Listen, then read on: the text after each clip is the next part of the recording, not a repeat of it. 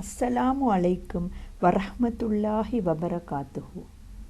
20ஆம் நூற்றாண்டின் முன்னரை பகுதியில் பல உயிர்களையும் சொத்துக்களையும் பலிகொண்ட 2 யுத்தங்களுக்கு உலகம் முகம் கொடுத்தது. யுத்தங்களுக்கான காரணங்கள் ஐரோப்பாவில் உண்டான போதிலும் உலகின் எல்லா கண்டங்களிற்கும் பரவியதால் இந்த போர்கள் உலக மகா யுத்தங்கள் என வர்ணிக்கப்படுகின்றன. இவற்றுள் முதலாம் உலகப் போரின் வரலாறு தனித்துவமானது. தற்பொழுது கலந்துரையாட உள்ள செயலட்டைக்கான லிங்கினை கீழே வழங்கியுள்ளேன். மாணவர்கள் பெற்றுக்கொள்ளவும். முதலாம் வினா, 1 தொடக்கம் 10 வரையுள்ள வினாக்களுக்கு ஒவ்வொன்றுக்கும் சரியான அல்லது பொருத்தமான விடையை தெரிவு செய்க. வினா இலக்கம் 1. முதலாம் உலக யுத்தம் இடம்பெற்ற காலப்பகுதி 1914 முதல் 1918 வரை, 1914 முதல் 1920 வரை, 1904 முதல் 1918 வரை, 1915 முதல் 1918 வரை. முதலாம் உலக யுத்தம் 1914 ஜூலை மாதம் 28ஆம் திகதி முதல் 1918 நவம்பர் மாதம் 11ஆம் திகதி வரை இடம்பெற்றது. எனவே முதலாம் உலக யுத்தம் இடம்பெற்ற காலப்பகுதி 1914 முதல் 1918 வரை. வினா இலக்கம் 2. முதலாம் உலகப் போரின் ஆரம்பத்துடன் சம்பந்தப்படும் கண்டம் ஆசியா, ஐரோப்பா, ஆப்பிரிக்கா, அமெரிக்கா. முதலில் யுத்தம் ஆரம்பிக்கப்பட்டது ஐரோப்பாவில் ஆகும். ஐரோப்பிய இனத்தவர்களின் குடியேற்றங்களால் அது ஆசியா, ஆப்பிரிக்க நாடுகளுக்கு பரவலடைந்தது. பின்னர் ஐக்கிய அமெரிக்கா இப்போரில் சேர்ந்து கொண்டது. எனவே முதலாம் உலகப் போரின் ஆரம்பத்துடன் சம்பந்தப்படும் கண்டம் ஐரோப்பா ஆகும். வினா இலக்கம் 3. ஜெர்மனி என்னும் நாட்டை உருவாக்கியவர் 2ஆம் வில்லியம், ஹிட்லர், முசோலினி, ஒட்டோ வான் பிஸ்மார்க். இங்கு தரப்பட்ட நால்வரும் ஜெர்மனி நாட்டுடன் சம்பந்தப்படுபவர்கள். 2ஆம் வில்லியம், ஒட்டோ வான் பிஸ்மார்க் இருவரும் முதலாம் உலகப் போருடனும், முசோலினி, ஹிட்லர் இருவரும் 2ஆம் உலகப் போருடனும் சம்பந்தப்படுகின்றார்கள். சிறிய இராச்சியங்களாக பிரிந்திருந்த நாடுகளை ஒன்றிணைத்து தனி நாடாக உருவாக்கியவர் ஒட்டோ வான் பிஸ்மார்க். ஜெர்மனி என்னும் நாட்டை உருவாக்கியவர் ஒட்டோ வான் பிஸ்மார்க் ஆவார்.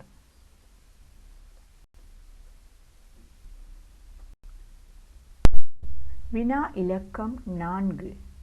ஜெர்மனியுடன் ஆரம்பத்தில் பகைமை நாடான ஐரோப்பிய நாடு பிரான்ஸ், பிரித்தானியா, ரஷ்யா, இத்தாலி. 1870 சிறிய இராச்சியங்களை ஒன்றிணைத்து ஜெர்மனி என்னும் தனி நாட்டினை அமைத்த ஒட்டோ வான் பிஸ்மார்க் அண்டை நாடான பிரான்சுடன் போரிட வேண்டிய நிலைக்கு உள்ளானார். இதனால் ஜெர்மனியுடன் ஆரம்பத்தில் பகைமை நாடாக பிரான்ஸ் உருவானது. எனவே ஜெர்மனியுடன் ஆரம்பத்தில் பகைமை நாடான ஐரோப்பிய நாடு பிரான்ஸ் ஆகும். வினா இலக்கம் 5. ஜெர்மனி பேரரசு என்னும் ஒன்றை உருவாக்கும் நோக்கத்தை கொண்டு வந்தவர் 2ஆம் வில்லியம், 5ஆம் வில்லியம், பிரான்சிஸ் பெர்டினண்ட், ஹிட்லர். ஜெர்மனிக்கு வெளியே நிலப்பரப்பை அதிகரித்து குடியேற்றங்களை நிறுவும் ஆசை கொண்ட ஜெர்மனிய பேரரசர் 2ஆம் வில்லியம் ஆவார். இவர் குடியேற்றங்களை நிறுவும் கொள்கையை கடைப்பிடித்தார். இதன் மூலம் ஜெர்மனி பேரரசை கட்டி எழுப்ப முயற்சித்தார். வினா இலக்கம் 6. 19ஆம் நூற்றாண்டில் ஆசியாவிலும் ஆப்பிரிக்காவிலும் அதிக குடியேற்ற நாடுகளை கொண்டிருந்த நாடு. போர்த்துக்கல், ஒல்லாந்து, பிரித்தானியா, ஸ்பானியா. 19ஆம் நூற்றாண்டில் சூரியன் அஸ்தமிக்காத சாம்ராஜ்யமாக விளங்கிய நாடு பிரித்தானியா ஆகும். இது ஆசியாவிலும் ஆப்பிரிக்காவிலும் அதிக குடியேற்றங்களை கொண்டிருந்தது. எனவே 19ஆம் நூற்றாண்டில் ஆசியாவிலும் ஆப்பிரிக்காவிலும் அதிக குடியேற்ற நாடுகளை கொண்டிருந்த நாடு பிரித்தானியா ஆகும். வினா இலக்கம் 7. ஒன் வால் கே எந்த நாட்டின் சேனாதிபதி? America, Russia, Germany, Austria. இவர் ஆயுத உற்பத்தி மூலம் ஒரு நாட்டின் பலத்தை கட்டி எழுப்பலாம் என்பதில் நம்பிக்கை கொண்டவர். ஆயுத பலத்தால் 5 வருடங்கள் பெற்றவைகளை பாதுகாக்க மேலும் 50 வருடங்கள் ஆயுதம் தரித்த நிலையில் இருக்க வேண்டி வரும் என்று கூறினார். ஒன் வால் கே ஜெர்மன் நாட்டின் சேனாதிபதி ஆவார்.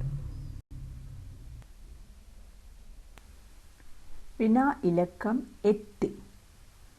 19ஆம் நூற்றாண்டில் தேசிய பலத்தை கட்டி எழுப்பி ஆயுத போட்டியில் முன்னணி வகித்த நாடுகளுள் அடங்காத நாடு.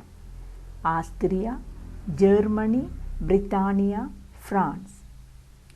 ஆயுத உற்பத்தியின் மூலம் நாட்டின் தேசிய பலத்தை கட்டி எழுப்பலாம் என 19ஆம் நூற்றாண்டில் முன்னணி வகித்த நாடுகளாக ஜெர்மனி, பிரித்தானியா, பிரான்ஸ், ரஷ்யா போன்றன காணப்பட்டன. இங்கு 19ஆம் நூற்றாண்டில் தேசிய பலத்தை கட்டி எழுப்பி ஆயுத போட்டியில் முன்னணி வகித்த நாடுகளுள் அடங்காத நாடாக இருப்பது ஆஸ்திரியா ஆகும். வினா இலக்கம் 9. அல்சேஸ் மற்றும் லொரைன்ஸ் பிரதேசங்களை ஜெர்மனி எந்த நாட்டிடமிருந்து கைப்பற்றியது? பிரித்தானியா, போலந்து, போர்த்துக்கல், பிரான்ஸ். ஐக்கிய ஜெர்மனியை கட்டி எழுப்பிய ஒட்டோ von பிஸ்மார்க் அண்டை நாடான பிரான்சுடன் போரிட்டது. இந்த போரில் பிரான்சுக்கு சொந்தமான அல்சேஸ் மற்றும் லொரைன்ஸ் கனிய வள பிரதேசங்களை தம்வசப்படுத்தி கொண்டது. எனவே அல்சேஸ் மற்றும் லொரைன்ஸ் பிரதேசங்களை ஜெர்மனி பிரான்ஸ் நாட்டிடமிருந்து கைப்பற்றியது. வினா இலக்கம் 10. ஏ நிரலில் பாரிஸ் பேச்சுவார்த்தையுடன் சம்பந்தப்படும் நாடும் பி நிரலில் அதனுடன் சம்பந்தப்படும் தலைவர்களும் வழங்கப்பட்டுள்ளன. இதன் மூலம் கிடைக்கும் விடை: நிரல் ஏ ஐக்கிய அமெரிக்கா, பிரித்தானியா, பிரான்ஸ், இத்தாலி. நிரல் B Clemenceau, Vittorio Orlando, Lloyd George, Woodrow Wilson. Paris பேச்சுவார்த்தை என்பது முதலாம் உலக யுத்தத்தின் முடிவில் சமாதான ஒப்பந்தம் ஒன்றை செய்வதற்காக 1919 ஜனவரி மாதம் பிரான்சின் பாரிஸ் நகரில் நடைபெற்ற பேச்சுவார்த்தை ஆகும். இங்கு நிரல் பியில் அதில் கலந்து கொண்ட நாடுகளின் தலைவர்களும் நிரல் ஏயில் அந்த நாடுகளும் தரப்பட்டுள்ளன. ஐக்கிய அமெரிக்காவின் அப்போதைய ஜனாதிபதி வுட்ரோ வில்சன். டி ஐக்கிய அமெரிக்கா வில்சன். பிரித்தானியாவின் பிரதமர் லாய்ட் ஜார்ஜ். சி பிரித்தானியா லாய்ட் ஜார்ஜ். பிரான்சின் பிரதமர் கிளமன்ஷோ. ஏ பிரான்ஸ் கிளமன்ஷோ. இத்தாலிய பிரதமர் விட்டோரியோ ஒலெண்டோ. எனவே இணைக்கும் போது பெறப்படும் விடை DCAB.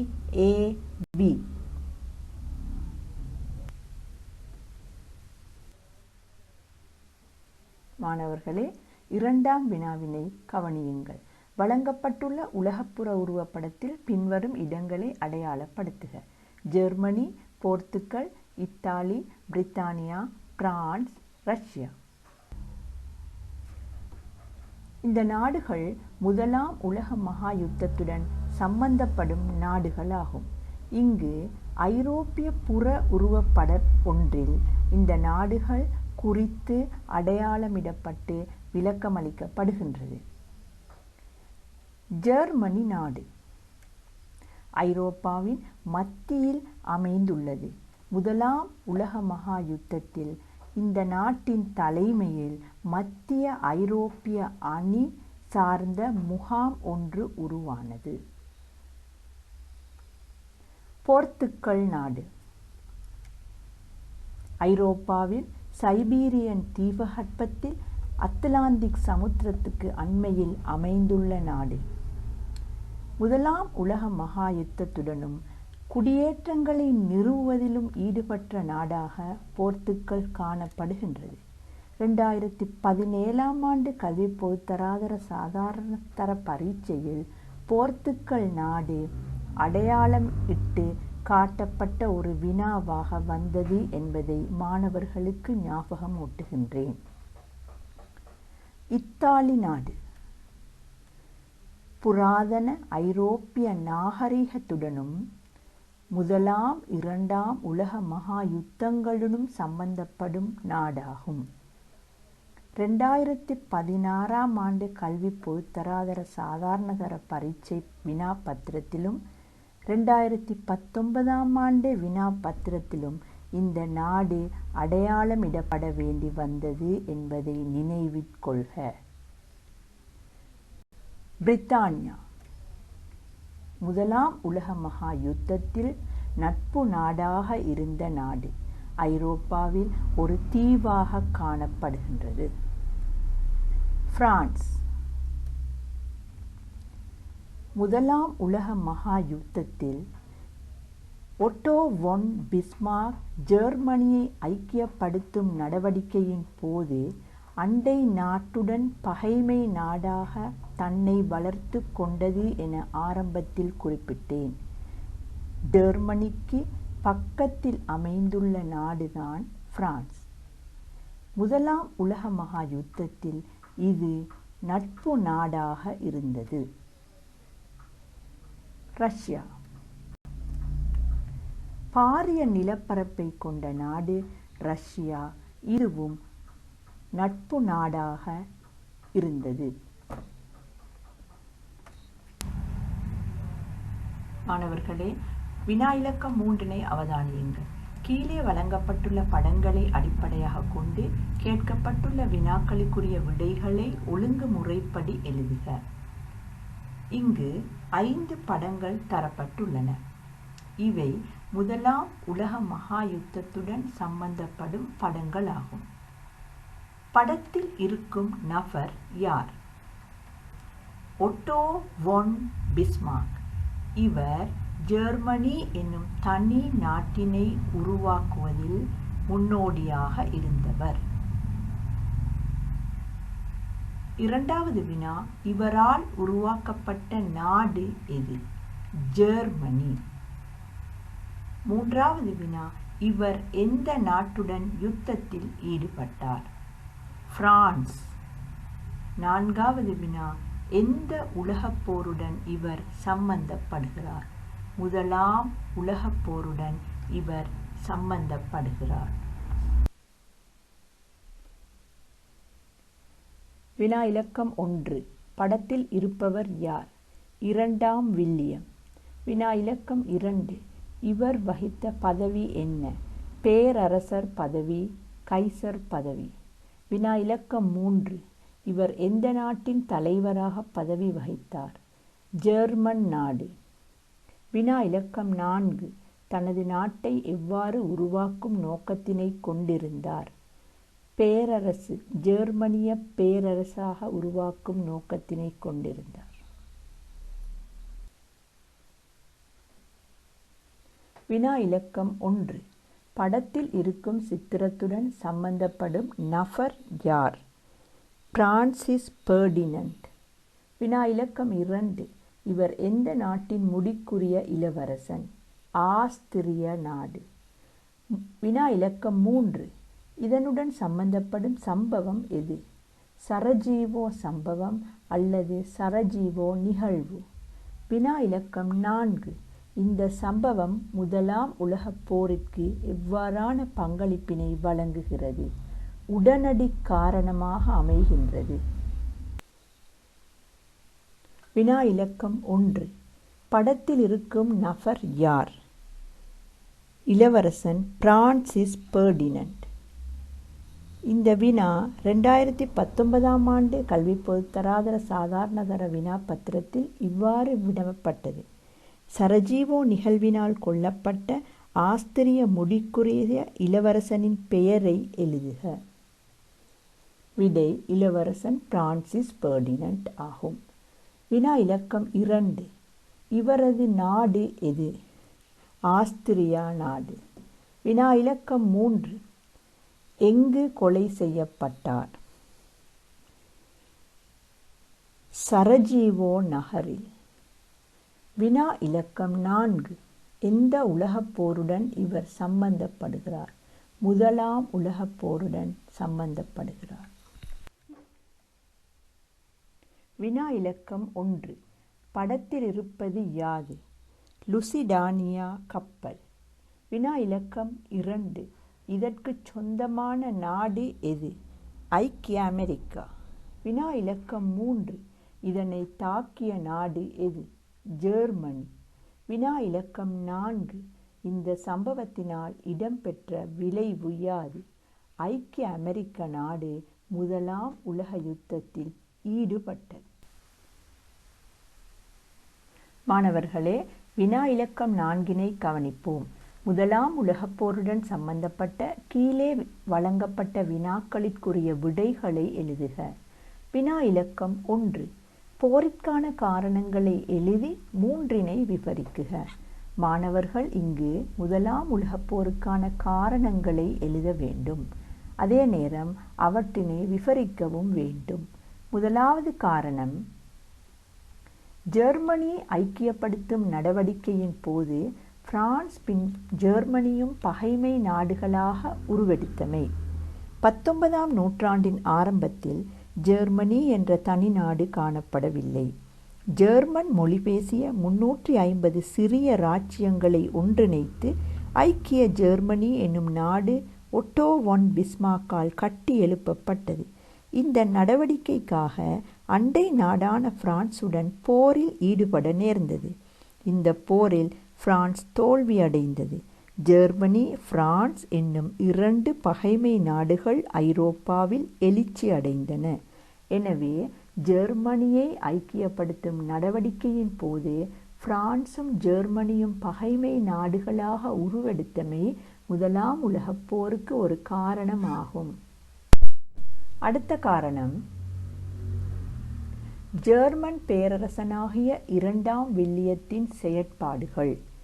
1887 அப்போதைய ஜெர்மனிய பேரரசன் 2ஆம் வில்லியம் ஜெர்மனிக்கு வெளியில் குடியேற்றங்களை நிறுவி பரந்த பேரரசு ஒன்றை உருவாக்கும் நடவடிக்கையில் ஈடுபட்டான். இவனது காலனித்துவ குடியேற்றங்கள் மூலம் ஜெர்மனிய பேரரசை உருவாக்கும் செயற்பாடானது முதலாம் உலகப் போருக்கு ஒரு காரணமாக அமைந்தது. அடுத்த காரணம், குடியேற்றங்கள் குறித்த போட்டி.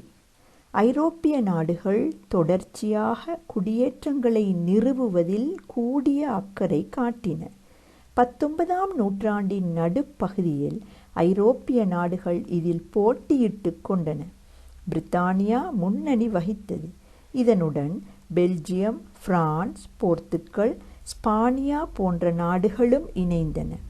ஜெர்மனியும் தனது கைத்தொழில் உற்பத்திக்கான வர்த்தக சந்தைகளை தேடி ஆசிய ஆப்பிரிக்க நாடுகளில் குடியேற்றங்களை நிறுவுவதில் அதீத அக்கறை காட்டியது. காலனித்துவ ஆட்சியை நிறுவும் நடவடிக்கை ஐரோப்பிய நாடுகளுக்கிடையே பகைமையை வளர்த்தது. குறிப்பாக 20ஆம் நூற்றாண்டில் உலக நிலப்பரப்பில் 1/4 கொண்டிருந்த குடியேற்ற நாடுகள் மூலம் நிலப்பரப்பை தம்வசம் பெற்றுக்கொண்ட பிரித்தானியாவுக்கு இது ஒரு பேரிடியாகவே இருந்தது. எனவே குடியேற்றங்கள் குறித்த போட்டி முதலாம் உலகப்போருக்கு ஒரு காரணமாக அமைந்தது. அடுத்த காரணம் ஆயுத போட்டிகளும் தேசியவாதம் வளர்ச்சி அடைதலும்.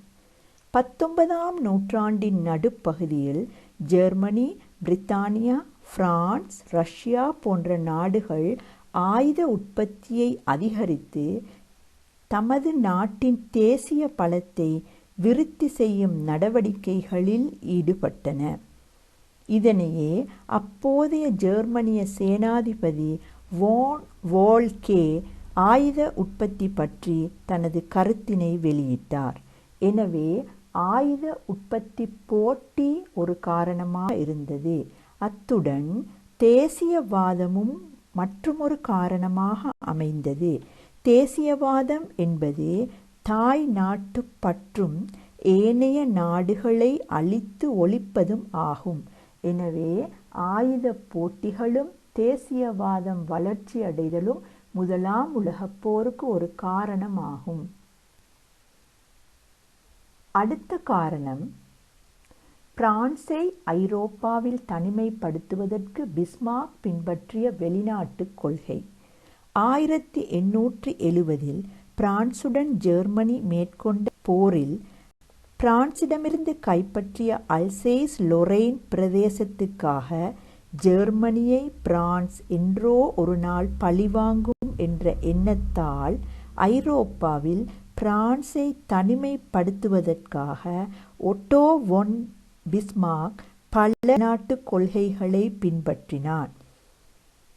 ஐரோப்பிய நாடுகளுடன் பல ஒப்பந்தங்களை செய்து கொண்டான். 1882 ஜெர்மனி, ஆஸ்திரியா, இத்தாலி ஆகிய 3 நாடுகளும் இணைந்து முக்கூட்டு ஒப்பந்தம் ஒன்றை செய்து கொண்டன. எனவே பிரான்சை ஐரோப்பாவில் தனிமைப்படுத்துவதற்கு பிஸ்மார்க் பின்பற்றிய வெளிநாட்டு கொள்கை முதலாம் உலகப் போருக்கு ஒரு காரணமாக அமைகின்றது. அடுத்த காரணம் ஆஸ்திரிய முடிக்குரிய இளவரசர் கொலை. இது முதலாம் உலகப் போருக்கு ஒரு காரணமாகவும் உடனடி காரணமாகவும் அமைகின்றது. இந்த பகுதி 2ஆம் வினாவுடன் சம்பந்தப்படுவதால் அதற்குரிய விளக்கத்தை அந்த வினாவில் தருகின்றேன். மாணவர்களே, முதலாம் வினா போரிற்கான காரணங்களை எழுதி 3 விவரிக்குக. இங்கு மாணவர்களின் நலன் கருதி 3க்கு மேற்பட்ட விளக்கங்களை தந்துள்ளேன். பயன்களை பெற்றுக்கொள். வினா இலக்கம் 2. சரஜீவோ சம்பவம் பற்றி விளக்குக. இந்த சம்பவம் யுத்தத்துக்கான காரணமாகவும் அமைகின்றது, அதே நேரம் உடனடி காரணமாகவும் அமைகின்றது. பொஸ்னியாவில் சுற்றுப்பிரயாணம் மேற்கொண்ட ஆஸ்திரிய இளவரசன் பிரான்சிஸ் பெர்டினண்டும் அவர் மனைவியும் அதன் தலைநகர் சரஜீவோவில் 2 சேர்பியர்களால் கொலை செய்யப்பட்டனர். 1914 ஜூன் 28 இந்த சம்பவம் இடம்பெற்றது. எல்லை பிரச்சினை காரணமாக சேர்பியாவுடன் கசப்புணர்வுடன் இருந்த ஆஸ்திரியாவின் நட்ட ஈட்டு கோரிக்கை நிராகரிக்கப்பட்டதால் 1914 ஜூலை 28 ஆஸ்திரியா சேர்பியாவுக்கு எதிராக யுத்த பிரகடனம் செய்தது. எனவே சரஜீவோ நிகழ்வு முதலாம் உலகப் போருக்கு ஒரு காரணமாகவும் உடனடி காரணமாகவும் அமைகின்றது. வினா இலக்கம் 3. யுத்தத்தில் ஈடுபட்ட அணிகள் இரண்டையும் எழுதுக. முதலாவது அணி நேச நாடுகள், இரண்டாவது அணி மத்திய ஐரோப்பிய அணி நாடுகள். வினா இலக்கம் 4. நேச நாடுகளை எழுதுக. நேச நாடுகளாக பிரான்ஸ், பிரித்தானியா, ரஷ்யா, ஐக்கிய அமெரிக்க அரசுகள் என்பன காணப்பட்டன. இங்கு முதலாம் உலகப் போரில் ஐரோப்பிய புற உருவப்படம் ஒன்று மாணவர்களுக்கு காட்டப்பட்டுள்ளது.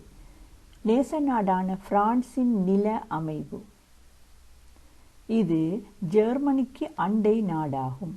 முதலாம் உலகப் போருக்கு ஆரம்ப பின்னணி காரணமான நாடு. ஜெர்மனியும் பிரான்சும் பகைமை நாடுகளாக உருவெடுக்கின்றன. ஜெர்மனிக்கு சொந்தமான அல்சேஸ் லொரைன் பிரதேசம் கைப்பற்றப்படும் சம்பவம். எனவே நேச நாடாக பிரான்ஸ் அங்கத்துவம் வகிக்கின்றது. அடுத்த நாடு பிரித்தானியா.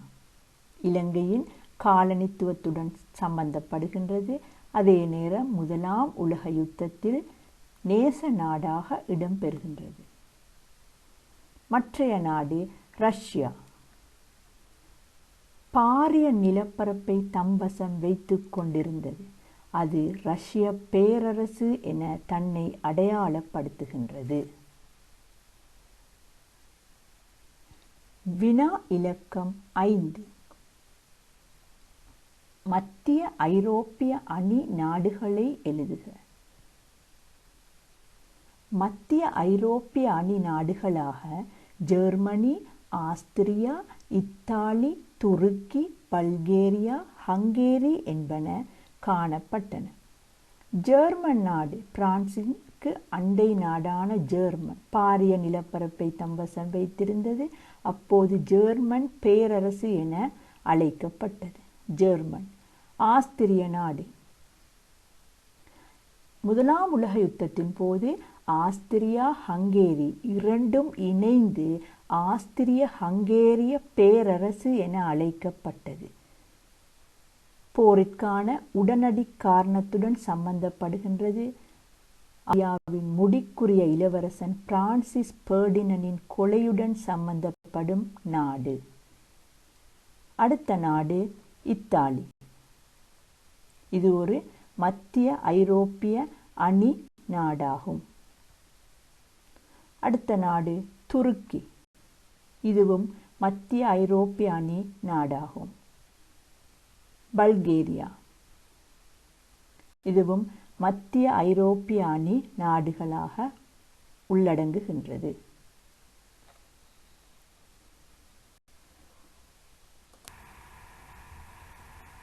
வினா இலக்கம் 6. ஐக்கிய அமெரிக்கா யுத்தத்தில் ஈடுபட்டமைக்கான காரணத்தினை விளக்குக. அமெரிக்கர்கள் பயணம் செய்த லுசிடானியா என்னும் பயணிகள் கப்பல் ஒன்று ஜெர்மனியின் நீர்மூழ்கி கப்பலின் மூலம் மூழ்கடிக்கப்பட்டமையால் ஐக்கிய அமெரிக்கா முதலாம் உலக யுத்தத்தில் ஈடுபட்டது. இந்த வினா 2019 ஆண்டு கல்வி பொது தராதர சாதாரண தர பரீட்சையில் இவ்வாறு வினவப்பட்டது. முதலாம் உலக மகா யுத்தத்தில் ஐக்கிய அமெரிக்கா இணைந்து கொள்வதில் செல்வாக்கு செலுத்திய சம்பவத்தினை விளக்குக. எனவே மாணவர்கள் இந்த சம்பவத்தினை விளக்க வேண்டும். வினா இலக்கம் 7. வேர்சல்ஸ் உடன்படிக்கை மூலம் ஜெர்மனிக்கு விதிக்கப்பட்ட தண்டனைகளுள் 3 எழுதுக. வேர்சல்ஸ் உடன்படிக்கை என்பது பரிஸ் பேச்சுவார்த்தையின் பின்னர் தோல்வியடைந்த நாடுகளுடன் சில ஒப்பந்தங்கள் செய்து கொள்ளப்பட்டன. அவற்றுள் ஜெர்மனியுடன் கைச்சாத்திடப்பட்ட ஒப்பந்தமே வேர்சல்ஸ் ஒப்பந்தம் ஆகும். இந்த ஒப்பந்தத்தின் மூலம் ஜெர்மனிக்கு கடும் தண்டனைகள் விதிக்கப்பட்டன. அவற்றுள் முதலாவது தண்டனை வெற்றி பெற்ற நாடுகளுக்கு பெருந்தொகையான பணத்தை நட்டஈடாக கொடுக்க வேண்டிய நிலை ஜெர்மனிக்கு ஏற்பட்டது. இங்கு குப்புற விழுந்த ஜெர்மனியின் முதுகின் மீது ஏறி நின்று அதன் பிடரியில் உதைத்தார்கள் என்று வர்ணிக்கும் அளவுக்கு நட்டையீட்டு பணம் ஜெர்மனி மீது சுமத்தப்பட்டது. சுமார் 33 மில்லியன் டாலர் பணம் ஜெர்மனி நட்டையீடாக செலுத்த வேண்டி ஏற்பட்டது.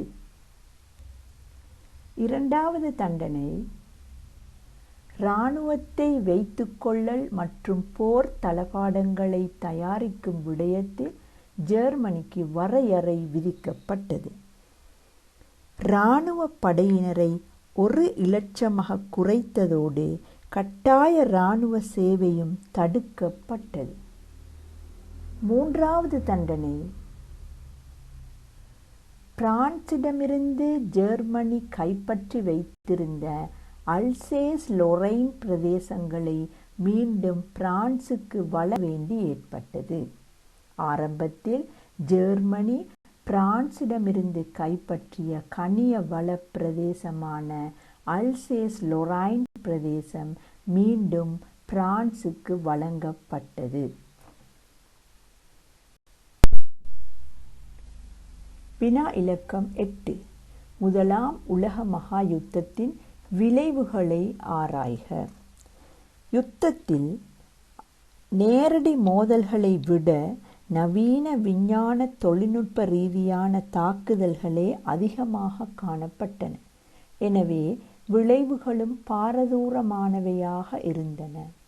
முதலாவது விளைவு, யுத்தத்தில் மத்திய ஐரோப்பிய அணி நாடுகள் தோல்வியை தழுவி நட்பு நாடுகள் வெற்றி பெற்றமை முக்கிய விளைவாகும்.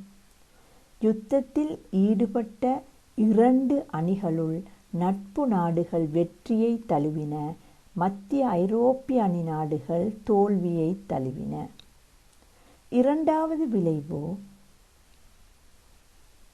யுத்த ஆயுத பாவனையால் பெருந்தொகையான மனித உயிர்களும் சொத்துக்களும் அழிந்தன. லட்சக்கணக்கான மக்கள் ஊனமுற்றனர். 80 லட்சத்துக்கும் மேற்பட்ட இராணுவ வீரர்கள் யுத்த களத்திலே மாண்டனர். மூன்றாவது விளைவு, வேர்சல்ஸ் உடன்படிக்கை ஏற்படல். யுத்தத்தில் தோல்வி கண்ட ஜெர்மனியுடன் செய்து கொள்ளப்பட்ட ஒப்பந்தமான வேர்சல்ஸ் உடன்படிக்கை ஏற்படுத்தப்பட்டது. அத்துடன் பின்வரும் விளைவுகளையும் மாணவர்கள் இணைத்து கொள்ளலாம். மன்னராட்சி வீழ்ச்சி அடைந்து சுதந்திர அரசுகள் எழுச்சி அடைந்தது. உதாரணமாக ஃபின்லாந்து, போலந்து, செக்கோஸ்லோவாக்கியா போன்ற சுதந்திர நாடுகள் தோற்றம் பெற்றதை குறிப்பிடலாம். அடுத்து முழு ஐரோப்பாவும் பொருளாதார நெருக்கடியை எதிர்கொண்டது. அடுத்து உலக வல்லரசுகளாக ஐக்கிய அமெரிக்காவும் பிரித்தானியாவும் தோற்றம் பெற்றது. அடுத்து முதலாம் உலக யுத்தத்தின் பின்னர் அமைப்பொன்றாக சர்வதேச சங்கம் என்னும் சமாதான அமைப்பு தோற்றுவிக்கப்பட்டதும் முதலாம் உலக மகா யுத்தத்தின் விளைவுகளாக எங்களால் சேர்த்து கொள்ளலாம். வினா இலக்கம் 9. சர்வதேச சங்கம் மேற்கொண்ட சமாதான முயற்சிகளுள் 3 விளக்குக. சர்வதேச சங்கம் முதலாம் உலக மகா யுத்தத்தின் பின்னர் 20 வருடங்களாக மற்றுமோர் யுத்தத்தினை உலகம் எதிர்கொள்ளாமல் காப்பாற்றி வந்தது. இவற்றுள் சங்கம் மேற்கொண்ட சமாதான முயற்சிகளுள் முதலாவதாக நாடுகளுக்கிடையில் ஏற்பட்ட யுத்த முரண்பாடுகளை தவிர்த்தது. 1921 சுவீடன், பின்லாந்து நாடுகளுக்கு இடையில் அலன் தீவு பற்றி ஏற்பட்ட பிரச்சினையை தீர்த்தது. 1921 ஜெர்மனி போலந்து நாடுகளுக்கு இடையில் ஏற்பட்ட பிரச்சினையை தீர்த்தது. 1925 கிரேக்கம் பல்கேரியா நாடுகளுக்கு இடையில் ஏற்பட்ட பிரச்சினையை தீர்த்தது. 1926 ஈராக் துருக்கி நாடுகளுக்கு இடையில் மொசூல் எண்ணெய் வயல் பிரச்சினையையும் தீர்த்தது. எனவே ஸ்வீடனுக்கும் பின்லாந்துக்கும், ஜெர்மனிக்கும் போலந்துக்கும், கிரேக்கத்துக்கும் பல்கேரியாவுக்கும், ஈரான் மற்றும் துருக்கிக்கும் இடையில் ஏற்பட்ட யுத்த முரண்பாடுகளை தவிர்த்து சமாதானத்தை பேணியது. அடுத்த முயற்சி அகதிகள் புனர்வாழ்விற்காக நடவடிக்கை எடுத்தது. ஆஸ்திரியா, ஹங்கேரி, கிரேக்கம் போன்ற நாடுகளுக்கு பொருளாதார உதவி வழங்கி அகதிகளுக்கு புனர்வாழ்வு அளித்தது. இது சர்வதேச சங்கத்தினால் மேற்கொள்ளப்பட்ட மற்றுமொரு சமாதான முயற்சியாகும்.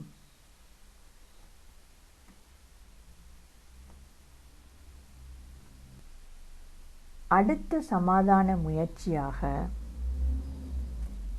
முதலாம் உலக மகாயுத்தத்தின் பின்னர் சர்வதேச சங்கத்தின் நம்பிக்கை பொறுப்பின் கீழ் இருந்த குடியேற்ற நாடுகள் குறித்த மேற்பார்வை நடவடிக்கைகளை வெற்றிகரமாகச் செய்தது.